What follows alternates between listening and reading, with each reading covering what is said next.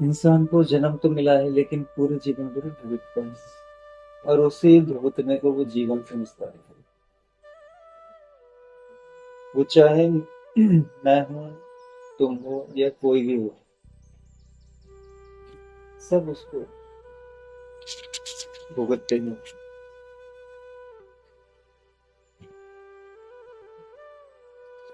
ध्यान साधना में जब बैठते हैं तो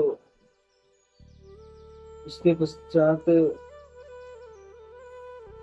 परम पिता परमेश्वर की जो ऊर्जा है हमारे शरीर में,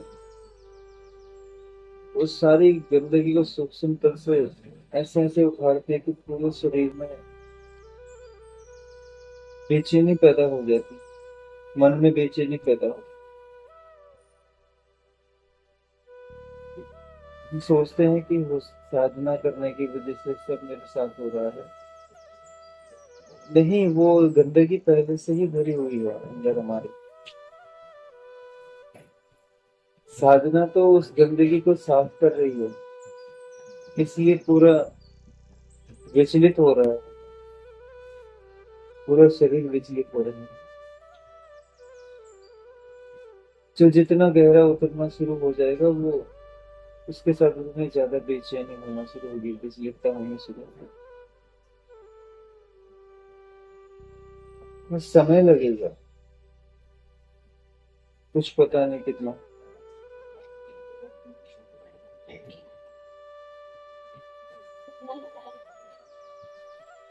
इसलिए साधक क्या करते थे, अपना साधना के समांतराल को और ज्यादा बढ़ा देते, और ज्यादा बढ़ा देते। 1 घंटा, 2 घंटा, 3 घंटा, 4 घंटा, 5 घंटे, 6 घंटे, 7 घंटे, 8 घंटे। कुछ तो कुछ तो इतने मगन होते थे कि बस बैठे, एक सांस में, बस एक सांस में ही पूरा, पता ही नहीं चला कि 20 साल तक बैठे। ना शरीर को कोई नुकसान, उम्र वहीं ठहर गई है।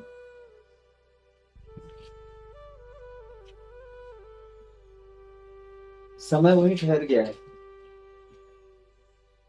उनके लिए।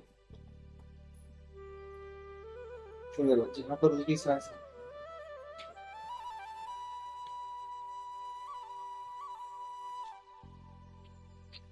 जब दोबारा सांस लेंगे तो फिर वहां से शुरू होगा उनका।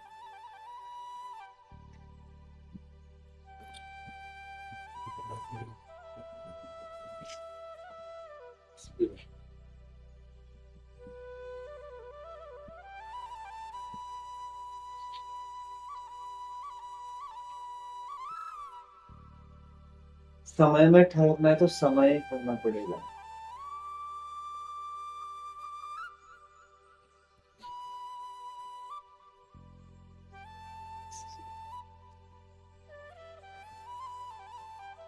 और वही शून्य है जहाँ ठहर जाते हैं, और वही परमात्मा है कि जहाँ ठहर जाते हैं, जहाँ छोड़।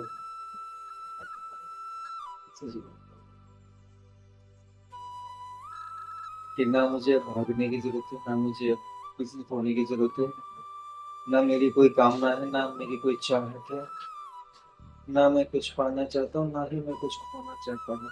ना दुख है, ना सुख है। ठीक है, कुछ भी नहीं, वही हो गया शुरू।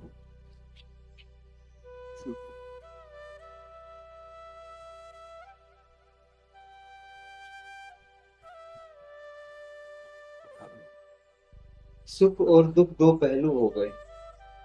ठीक है, अगर सुख होगा तो दुख भी जरूर होगा, और अगर दुख होगा तो सुख भी जरूर होगा।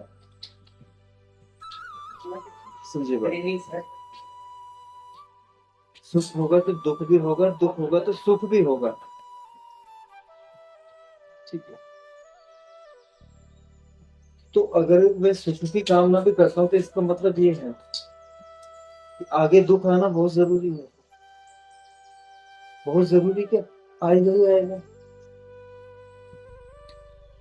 या अगर मैं सुखी हूँ तो दुख भी झेलना ही होगा, दुख के लिए फिर मैं तैयार हूँ। और अगर दुख है तो मैं सुख के लिए भी तैयार रहूंगा अपने आप। समझिएगा।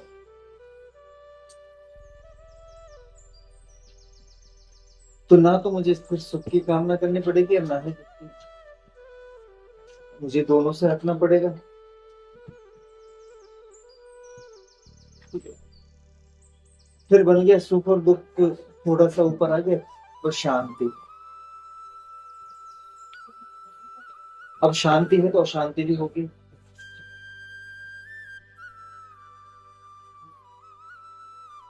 मैं शांति चाहता हूँ, कुछ क्षण पश्चात अशांति का भी माहौल बनेगा।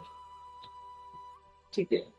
तो दोनों माहौल में ना तो मैं अशांति के माहौल में रहना चाहता हूँ, ना ही मैं शांति के माहौल में रहना चाहता हूँ। ना मुझे सुख चाहिए ना मुझे दुख चाहिए। इसलिए कह देंगे परम शांति। मतलब जब परम शांति में आप आ जाओगे, ठीक है, तो उसके पश्चात आपके जीवन में चाहे दुख है और चाहे सुख है, किसी का कोई असर भी नहीं पड़ रहा है।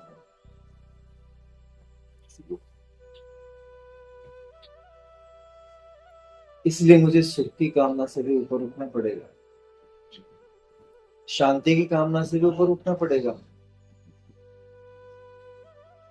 तो बात में नहीं कुछ, वरना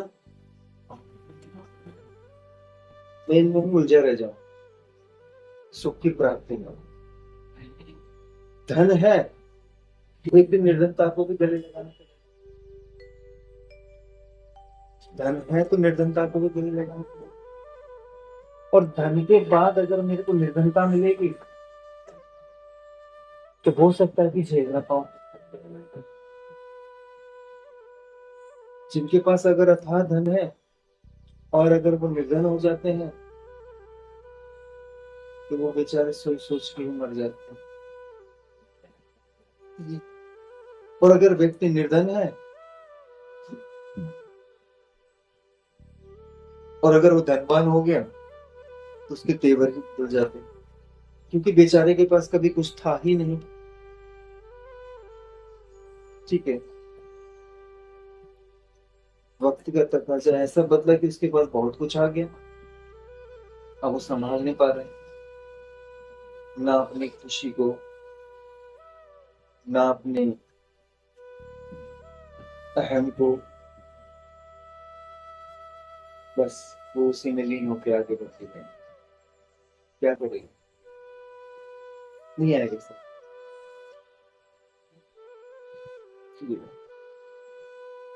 चाहे धन हो चाहे निर्धन, दोनों ही कामनाओं से ऊपर उठना है। चाहे धन हो चाहे निर्धन हो, दोनों ही कामनाओं से ऊपर उठना। तो फिर कुछ नहीं, तो कुछ बात बने। वहां पे भी अभी क्या कहा जा रहा है कि कुछ बात बने।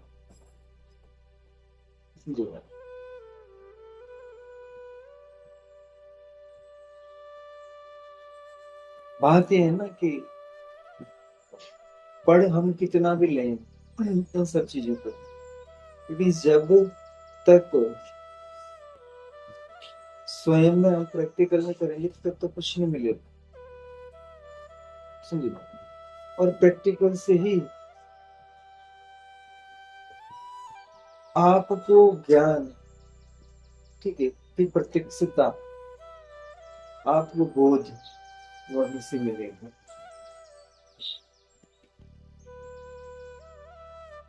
पढ़ने मात्र से, उसको रटने मात्र से सिर्फ आप हम क्या करेंगे कि एक बुद्धि है, उस बुद्धि में हम स्टोरेज करते रहेंगे।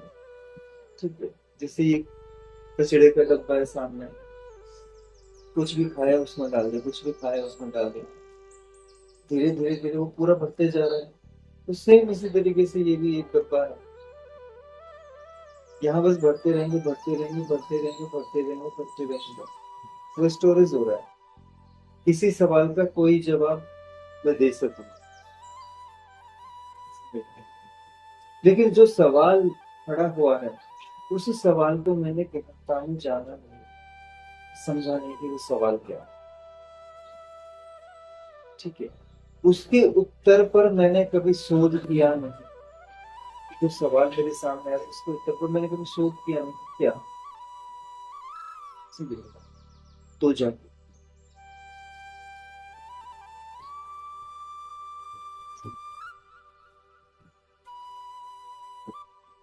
और जब ज्ञान को जीने लगोगे, पीने लगोगे, बोध में जीने लगोगे, उजागर होने लगोगे, तो फिर एक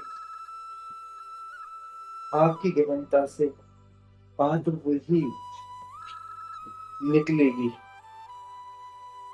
कि जो यहाँ पर लिखी हुई आपको मिलेगी, जो संत महापुरुषों की वाणी में मिलेगी।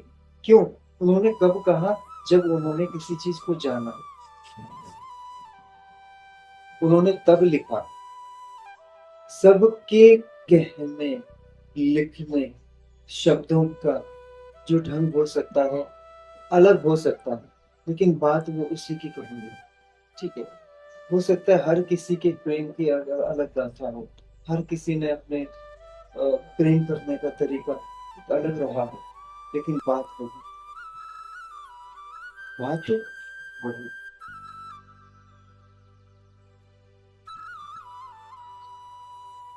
रैदास और तुलसीदास जी के बारे में कल सुना था। रैदास आपके वो थे, हाँ, चमार, मोची। ठीक है, तो वो क्या करते, जो भी जीव मर जाते, जो भी जंतु मर जाते, ठीक है, उनकी खाल को निकाल के और उसको आगे जो भी जूता वगैरह जो बना, ठीक है, लगाओ।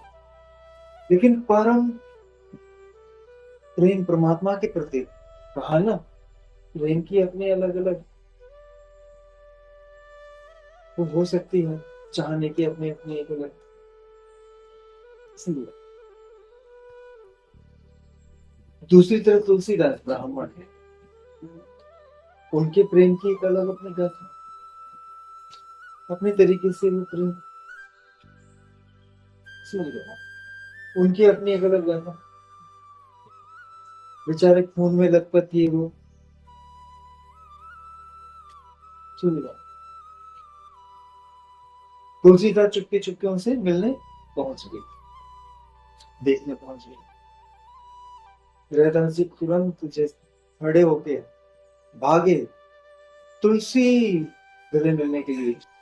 ठीक है, मतलब वो प्रभु का प्रेमी, उस परम पिता परमेश्वर का प्रेमी तुलसी होगा।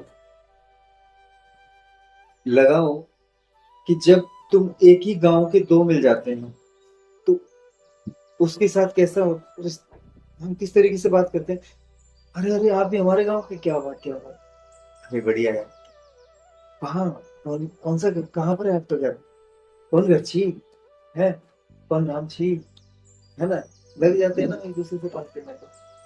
सीधी बात, तो सेम गांव के होंगे तो आइए बैठिए वो करिए, किसी अदर पर्सन से, किसी दूसरे व्यक्ति से तो इसमें खास तरीके से बात नहीं कर पाते। लेकिन जैसे ही पता चला कि अपने वहां का है, सेम उसी तरीके से ये भी मेरे उस एक का ही पुत्र है, और ये भी उस एक से ही मिला बैठा है। तो उनको बड़ा आनंद आया, देखते ही भागी गले मिलने के लिए तुलसी, लेकिन तुलसी दास पीछे हट गए। क्यों? क्योंकि सामने जो थे वो पूरे खून से लथपथ थे, वो काम कर रहे थे, मांस से चमड़ा हटा रहे थे। एक खून का छींटा उनके किस पे पड़ गया, कपड़े पे, सफेद कपड़ा पहना हुआ तुलसी ने। ठीक है। चलो उन्होंने नमस्कार नमस्कार किया। ठीक है। उसके बाद वो वहां से चले गए। तुलसीदास जी अपने साथ एक ऐसे शिष्य को लेके गए थे जो महामूर्ख हो। क्यों लेके गए थे? क्योंकि ताकि इसको अपने साथ इसलिए लेके जा रहा हूं ताकि ये किसी को ना कहे कि मैं रैदास से मिलने गया था। क्यों? ब्राह्मण चमार से मिलने गया। ठीक है, इसलिए बड़ी तौहीन हो जाएगी चारों तरफ। तुलसीदास एक चमार के पास गए, तो इसलिए ऐसे मूड व्यक्ति को लेके गए कि जिसको बोला इधर आ, चल मुर्गा बन जा वहां पे 2 घंटे तक बना। ठीक है, तो कुछ इधर आ। ठीक है, दिन नहीं है, रात है। ठीक, कुछ भी कह दो बेचारा। ठीक है, ये मत कहना कि मैं वहां गया था। ठीक है। अब उनके उस पे दाग लग गया। अब वो बोले कि भैया ये दाग कैसे लग गया, इसको साफ करना होगा। शिष्य को बोला भाई इसको साफ कर। लगा उसको रगड़ने पे, ये किया वो किया वैसे किया, छूटा ही नहीं। अब गुरुजी ने बोले साफ करना, तो साफ करना भैया। उसने लास्ट में क्या किया, उसको मुंह के अंदर डाला, साफ हो गया। चूस खून को चूस। जैसे ही वो खून उसने चूसा, उसके अंदर एक बिल्कुल दिव्य दृष्टि का उजागर था। और जितना वो मूड था उसका दिव्य त्रिनेत्र खुल गया। सारी मूड का पता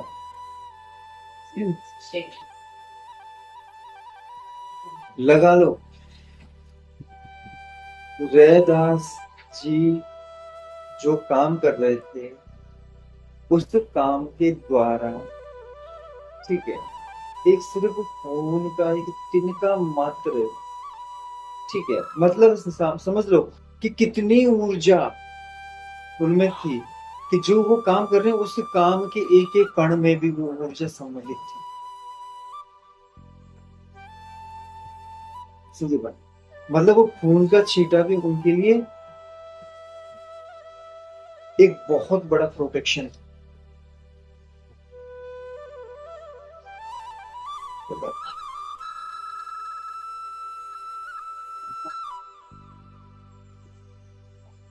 धीरे धीरे एक दिन तुलसीदास जी ऐसी बात कर रहे थे, तो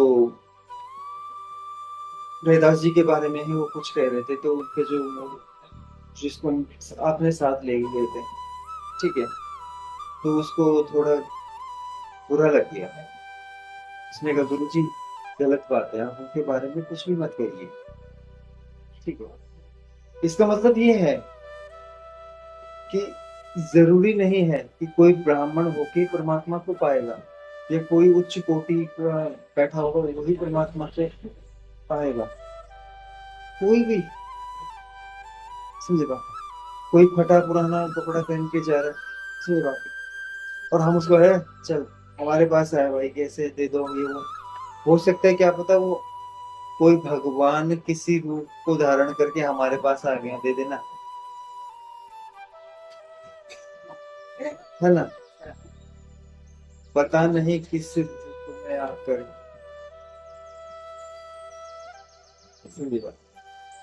भगवान मिल जाएगा या नारायण मिल जाएगा,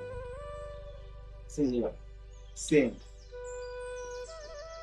तब उन्होंने बोला कि गुरुजी जब आप वहां से आए थे आपने बोला था कि ये छींटा लग गया, इसको आप साफ करो। तो मैंने वो चूस दिया था मुंह से साफ। तो उसके कारण जैसे मैंने वो चूसा तो मेरे अंदर एक स्पंदन हुआ, पूरा शरीर ऊपर से लेके नीचे तक, जैसे ऐसा लग रहा है कि पूरे जो मेरे चक्रों में एक ऊर्जा का स्पंदन हुआ और सीधे मेरे दिव्य दृष्टि के बाद पूरी मूर्ता मेरी एक अलग ही लोक में मैं पहुंच गया। जब उन्होंने ये बात सुनी वो एकदम से हतप्रस्त हो गए। है कि जिस रैदास के पास मैं गया था मुझे गलती हो गई उसको पहचानने में, मुझे गलती हो गई उसको पहचान, फिर दौड़े दौड़े दोबारा भागे।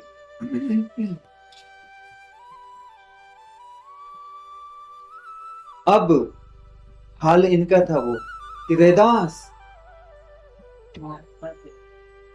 अब इनका हाल था वो कि रैदास, लेकिन हाथ फैलाते उसके पास, उनके पास। रैदास ने दूर से प्रणाम।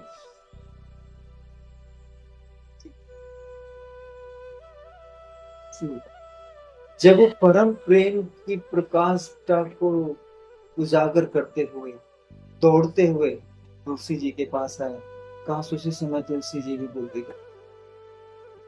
रैदास मैं आ गई। फिर परम प्रेम का जो मिलन होता उस क्षण, क्या मिलन होता वैसे।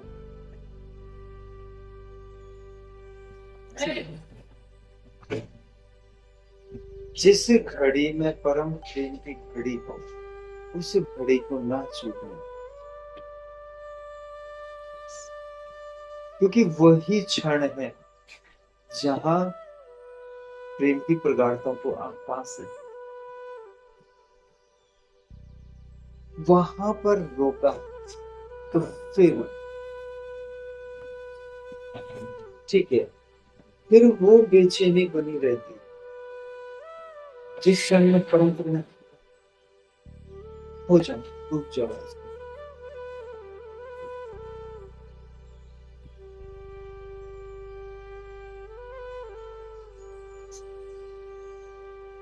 और रोकोगे नहीं कि देखना परमानंद